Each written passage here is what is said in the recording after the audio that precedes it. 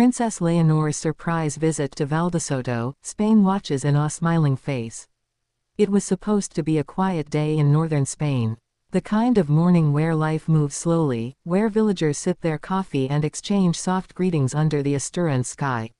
No one expected what would come next. Suddenly, the sound of quiet footsteps, discreet movement, and then, a glimpse. A familiar face. Princess Leonor of Spain, in Valdesoto. Wait, Leonor, here, without fanfare, without cameras, without an official schedule. It seemed impossible. And yet, it happened. What began as a whisper soon became a wave of awe. Spain, watching. The future queen, walking through a village most had only read about. Why was she there? What did this visit mean? Because this wasn't just any stop. This was Valdesoto, one of Asturias' proudest treasures. A village known for its culture, its deep traditions, and its heart. And when Leonor appeared there, Spain saw something it hadn't in a long time. A royal moment that felt real, human, and unscripted. She didn't arrive in grand procession. There were no red carpets, no royal banners. Just simplicity. Leonor dressed in an elegant yet modest outfit, earth tones, a soft wool coat against the northern chill, and that unmistakable warmth in her smile. She looked like she belonged there. As she walked through Valdesoto's narrow lanes, every step seemed to carry a story. Children paused their play. Locals put down their shopping bags. And suddenly, silence turned to excitement. Is it really her? One woman asked, her hand trembling with joy. It was. And what Leonor did next stunned everyone. She stopped, not for cameras, not for ceremony, but for conversation. She asked about the village, about its traditions, about how the people had lived through the years. She spoke softly, attentively, as if every word mattered. There was no formality in her voice, only curiosity. The kind that comes from genuine care. For Valdesoto, it was more than a royal visit. It was a royal connection. And for Spain, it was a moment of pride. Because Leonor wasn't there to impress. She was there to understand. To listen. To feel. And that subtle difference is what transformed an ordinary day into something unforgettable. Witnesses later said there was something different about her presence, something grounded. As if the weight of her destiny wasn't a burden, but a purpose she was learning to carry. Locals described the visit as a breath of humility. The princess laughed with children, posed for spontaneous photos, and admired the local crafts. One elderly villager offered her a handmade scarf, woven in the traditional Asturian pattern. Leonor accepted it with gratitude, wrapping it around her neck instantly. The crowd applauded. That one gesture, a simple acceptance, symbolized so much more. It was the royal air embracing her roots. And yet, behind that warmth, questions lingered. Why now? Why Valdesoto? Those close to the royal circle hinted that this was more than a casual trip. It was a reflection of her growing independence. Since returning from military training, Leonor has taken on her duties with quiet strength. Her parents, King Felipe and Queen Letizia, are preparing her for the role of a lifetime. But Leonor's approach seems uniquely her own, connecting with people before commanding them. As the morning continued, Leonor's visit took her to the heart of Valdesoto's culture, the village square. There, she watched a group of locals rehearse traditional Asturian dance. Without hesitation, she stepped forward when invited to join. Her movements were careful, respectful, almost shy at first.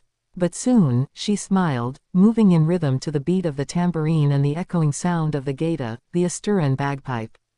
Cameras caught only fragments of the moment. But those who were there would remember it forever. After the dance, she sat at a rustic wooden table to share cider with the locals.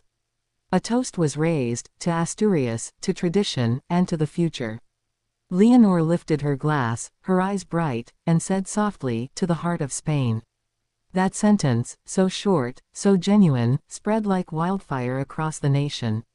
Within hours, social media erupted. Leonor in Valdesoto became the most searched phrase in Spain. The photos showed a princess not in royal halls, but among the people. Not wearing jewels, but authenticity. And as Spain watched, something remarkable happened. The narrative shifted. The headlines weren't about titles or fashion, they were about connection, heart, and the evolution of the monarchy itself. For decades, Spain's royal family has balanced duty with distance. But Leonor's generation is rewriting that story. Observers noted how she interacted with everyone, children, elders, artisans, farmers, with the same respect and attention. Each moment felt natural, unscripted, almost cinematic. When a young girl nervously handed her a small bouquet of daisies, Leonor knelt down, took her hand, and whispered, "These are beautiful, just like you." The crowd fell silent. That tenderness, genuine, unrehearsed, captured the spirit of the day. The king's eldest daughter isn't just inheriting a crown. She's shaping the meaning of it. As afternoon light filtered through the Asturian hills, Leonor visited a small chapel overlooking the village. There, she paused for a quiet moment. Alone, head bowed. Locals watched from a respectful distance. No speeches, no statements, just reflection. It was a picture of grace in silence. When she finally emerged, she looked serene, renewed. She greeted the crowd one last time, thanking them for welcoming her, like family. And when her car finally pulled away, applause filled the air. Some waved flags. Others just smiled through tears. Because they hadn't seen a royal visit, they had witnessed a royal awakening. Spain, watching from afar, felt it too. Commentators compared it to the early days of her father's reign, when King Felipe had traveled quietly to connect with the people. But Leonor's approach feels more intimate, less about being seen, and more about truly seeing. The visit lasted just a few hours. But its impact continues to ripple. Newspapers called it, the surprise that united Asturias. And perhaps most telling of all, people began to talk about her not as a distant royal figure, but as their princess. As evening fell, the stories kept coming. Shop owners recalled her kind words. Students shared selfies that captured her laughter. Elderly residents said they hadn't felt this much joy in years. Some described her visit as a promise that the monarchy could evolve with the times, without losing its soul. Behind palace walls, the royal household remained silent, offering no official comment. But insiders suggest the visit was entirely Leonor's idea. She had wanted to see Valdesoto ever since the village was named one of Spain's most beautiful rural communities.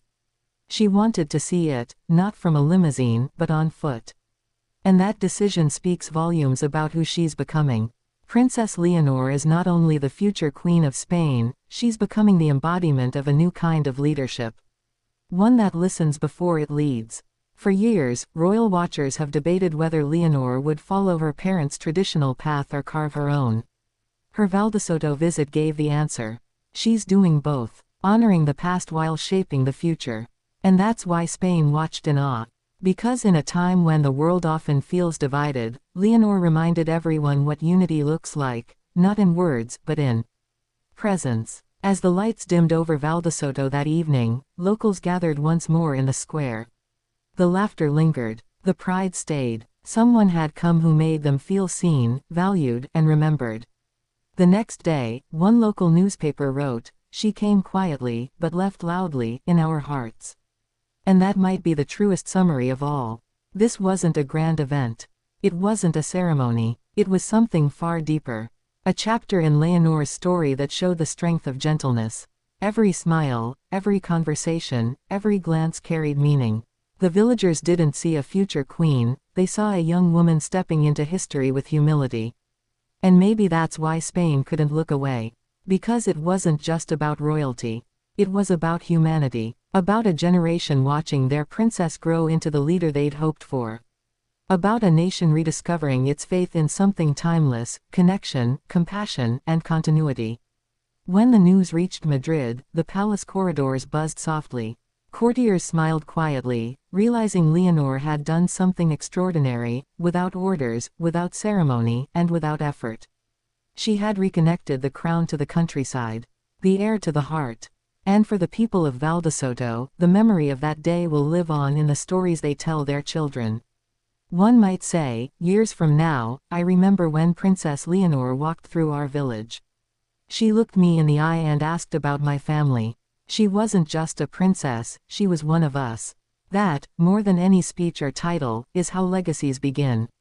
Princess Leonor's surprise visit to Valdesoto wasn't a political move. It wasn't planned fanfare. It was the quiet revolution of authenticity. And when Spain watched in awe, it wasn't just watching a future monarch, it was witnessing the birth of a new kind of royalty. The kind that listens before leading. The kind that feels before acting. The kind that reminds us that the crown's true power lies not in distance but in closeness. As dusk settled over Asturias, and the day's warmth faded into memory, Leonor's words echoed softly through the village, "The heart of Spain beats here." And perhaps, just perhaps, she was right. Because that day in Valdesoto, Spain didn't just see its future queen. It saw the spirit of its nation, alive, kind, and beautifully human.